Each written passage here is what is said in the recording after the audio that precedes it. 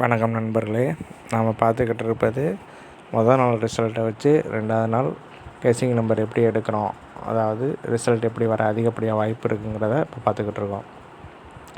இன்றைக்கான ரிசல்ட்டு 216603 603. இது நம்ம ஃபார்முலா படி போட்டு போட்டு பார்த்தோம் அப்படின்னு சொன்னால், முதல் 3 டிஜிட்டை தள்ளிட்டிங்க அப்படின்னு சொன்னால் அடுத்து 3 டிஜிட்டை எடுக்கிறோம். அந்த 3 டிஜிட்டு அதில் காட்டுற நம்பரை பார்த்துக்கோங்க.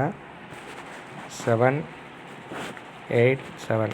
அதாவது ஏ போர்டில் 6, பி போர்டில் 0, சி போர்டில் 3 இன்றைக்கி வந்திருக்கு. அதுக்கு ஏ போர்டில் 7, பி போர்டில் 8, சி போர்டில் 7 வர அதில் காட்டுது. நாம் என்ன செய்யணும் அப்படின்னு சொன்னால், ஏ போர்டில் 6, பி போர்டில் 8, சி போர்டில் 7 வர வாய்ப்பு இருக்குன்னு கணிப்பு வைக்கிறோம்.